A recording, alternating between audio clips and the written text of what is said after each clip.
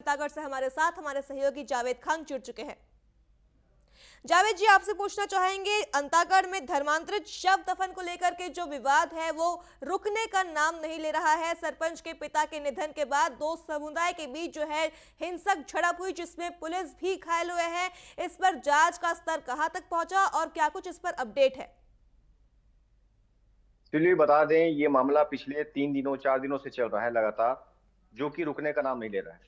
कल जिस तरह से पुलिस और ग्रामीणों के बीच झड़प हुई, सीधे पत्थर डंडे से जो पुलिस वालों के ऊपर प्रहार किया गया ग्रामीणों द्वारा, बाद में पुलिस वालों ने भी कोशिश की, पर पुलिस वालों ने अपने आप को संभाले रखा। किसी तरह से उन्होंने लाठीचार्ज उस तरीके से नहीं किया जिस तरीके से उनको करना चाहिए था। हालांकि फोर्स पर्याप्त संख्या में थी, डीआरजी की बल थी, जिला पुलिस के बल थे, बस्तर फाइटर्स के लोग थे।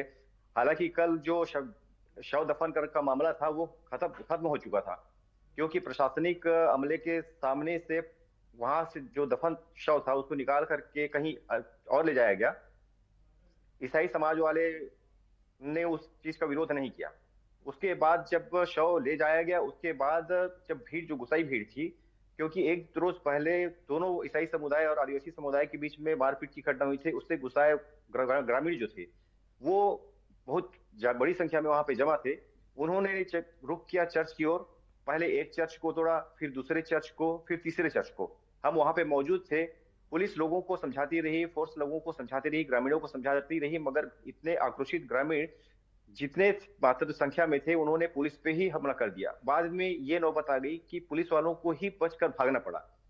कई बार पुलिस वाले उनके ऊपर आक्रामक होते दिखे, पर उन हथियार उनके पास ज्यादा थे। गुलेल थे, जो पारंपरिक हथियार होते हैं उनके, पत्थर डंडे, सबसे उन्होंने जिस तरीके से हो सका समुदाय के लोगों ने पुलिस प्रशासनिक अमले पे हमला किया। वहीं हम बता दें आपको, एडिशनल एसपी अंतागढ़ के जो है आशीष बंछौड़, उनके सिर में पत्थर लगा, गुलेल की जो गोली होती है वो लगी, और उनको वोमिटिंग शुरू हो गई, चक्कर आकर वहीं पे स्पॉट पे गिर गए। उनको उठाकर रेफर किया गया वहीं पे। वहां से फिर रायपुर उनको रेफर किया गया है। साथ ही एक जवान है जिसका जबड़ा पूरी तरह से पत्थर लगने की वजह से टूट गया। ऐसे करीब 25 से 26 पुलिसकर्मी हैं जो घायल हैं। वहीं जो आदिवासी समाज की तरफ से हम बता दें, वहां के एक सरपंच है ग्राम उसेली के, उनको बहुत ज्यादा चोट आई है, उनको भी रेफर किया गया है बाहर में।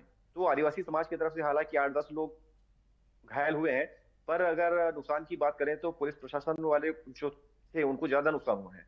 हम आपको बता दें, मामला यहाँ पे ये भी आ रहा है, जिस तरीके से यहाँ पे लगातार भीड़ जमा हो रही थी, तो पुलिस प्रशासन या जिला प्रशासन को वहां पे धारा 144 लगा देनी चाहिए थी। जैसे कि हमको कल पता चला था कि धारा 144 लगाई गई है। आमाबेड़ा जाने वाले सभी रास्तों को बैरिकेडिंग करके बंद कर दिया गया था। तो सवाल ये उठता है कि अगर ऐसा मामला था तो धारा 144 वहां पे क्यों नहीं लगाएगी? इतनी बड़ी संख्या में लोग जमा होते गए, प्रशासन देखता रहा। अब ये मामला हादसा हो गया, आखिरी में पुलिस को ही ये भारी पड़ गया। तो कहीं ना कहीं यहाँ पे प्रशासनिक अमले की खामी भी हमको नजर आ रही है, क्योंकि जिस तरीके से भीड़ बढ़नी थी, ये सब जानकारी होते हुए भी वहां पे 144 नहीं लगाया गया। पुलिस वालों को अपने आप को बचाना पड़ा। तो ये एक गंभीर विषय है। जी सिलवे जी। जावेद जी, आपसे पूछना चाहेंगे, धारा 144 अब जाके लागू लगाया गया है, बहुत ही देर से धारा 144 लगाया गया है। वही पुलिस भी जो है इस हमले में शिकार हुई है, जैसा कि आपने कहा कि कई पुलिस जो है गंभीर रूप से घायल हुए हैं। आपसे पूछना चाहेंगे, क्या पुलिस प्रशासन इस मामले को लेकर के प्रिपेयर्ड नहीं था, रेडी नहीं थे? पुलिस प्रशासन रेडी था, पर पुलिस प्रशासन के हाथ बंधे थे, क्योंकि 5वीं अनुसूची क्षेत्र है और शायद उनको लाठीचार्ज करने की अनुमति भी नहीं थी। वो सिर्फ अपने आप को बचा रहे थे, और जो उनका काम था चर्च तोड़ने से नुकसान होना उसको बचाना, साथ ही धर्मांतरित परिवार को सेफ्टी रखना, ये सब उनका काम था। वो अपने काम में लगे हुए थे। पुलिस प्रशासन की हालांकि चूक नहीं थी, मगर पुलिस के जो कर्मी हैं उनको ये अधिकार नहीं दिया गया था कि वो लाठीचार्ज कर सकें, तो उन्होंने लाठीचार्ज नहीं किया। जहां तक हो सका उन्होंने समझाने की पूरी कोशिश की, मगर जब नौबत ये आ गई कि हाथापाई की, पुलिस वाले जब बचा रहे थे, तो ग्रामीणों ने पुलिस के ऊपर पथराव किया। हालांकि बाद में पुलिस वाले भी एक्टिव हुए, पुलिस वालों ने भी उनको दौड़ाया। तो मामला कई बार ऐसे बना, कभी पुलिस वाले ग्रामीणों को दौड़ाते तो कभी ग्रामीण पुलिस वाले को दौड़ाते। हम वहां पे मौके पे थे, हमने भी अपने आप को वहां पे बचाया। उसी समय जो एडिशनल एसपी है उनको भी लगा। यहाँ तक बता दें आपको, जो रेंज के डीआईजी हैं उनको भी, मतलब उनको भी वहां से भागना पड़ा। तो समझ सकते हैं स्थिति कितनी गंभीर रही है। ऐसी स्थिति 2022 में नारायणपुर में बनी थी। नारायणपुर में भी चर्च को तोड़ा गया था, वहां पे भी एसपी और एडिशनल एसपी वगैरह को, सभी को बहुत ज्यादा चोट लगी थी। तो ऐसे मामले, धर्मांतरण से जुड़े मामले लगातार क्षेत्र में हो रहे हैं। बावजूद इसके प्रशासनिक अमला शव दफनाने को लेकर कोई पुख्ता इंतजाम नहीं कर पा रहा है, या मसीह समाज को कोई ऐसी जगह अलॉट नहीं कर पाया है जहां पे उनके समाज के लोग अपने लोगों को दफना सके। क्योंकि ग्रामीण जो चाहते हैं, गांव वाले हैं, उनकी अपनी नीति है, अपनी रूढ़ी प्रथा है। वो गांव वाले अपने गांव में उनको दफनाने नहीं देते थे, चाहे उनकी खुद की भूमि है।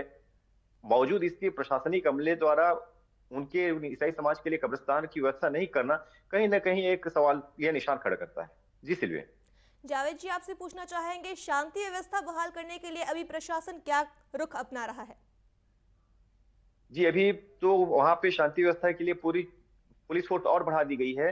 करीब करीब 2 से 3 बस फोर्स की वहां पे और निकली हुई है। हम भी वहीं जा रहे हैं अभी फिलहाल। और हम आपको बता दें कि शांति व्यवस्था है, जितने लोग सस्पेक्टेड हैं उनको अपने कंट्रोल में ले लिया गया है। कई लोग अभी हॉस्पिटल में एडमिट है। तो मामला हालांकि शांत बना हुआ है, पर अंदर ही अंदर जो आदिवासी समुदाय है वो अंदर ही अंदर अपनी तैयारी में भी लगा हुआ है। उनको ये भी चिंता है कि कहीं जो मसीह समाज के लोग हैं वो ज्यादा जमा ना हो जाए, और जो भीम आर्मी उनका साथ दे रही है। इसमें एक नई बात यह आई है कि भीम आर्मी जो शुरू से इन्वॉल्व है इसमें, तो वो भी कहीं ना कहीं इस मामले में घुसी हुई है। साथ ही हिंदूवादी संगठन है, वो भी इस मामले में घुस चुके हैं। तो मामला राजनीतिक भी बनता जा रहा है कहीं ना कहीं से। तो इसको संभालना पुलिस प्रशासन के लिए थोड़ा सा मुश्किल होगा, पर संभवतः जिस तरीके से कल घटना घटी, तो ये घटना दोबारा नहीं घटेगी, ऐसे ही उम्मीद की जा सकती है। जी सिल्वी। जी जावेद जी, तमाम जानकारियों के लिए आपका धन्यवाद। तो ये थे जावेद अंतागढ़ से हमारे साथ, जिन्होंने कहा कि ऐसी कौन सी खबरें हैं जो आज दिन भर अंतागढ़ में सुर्खियों में रहने वाली है।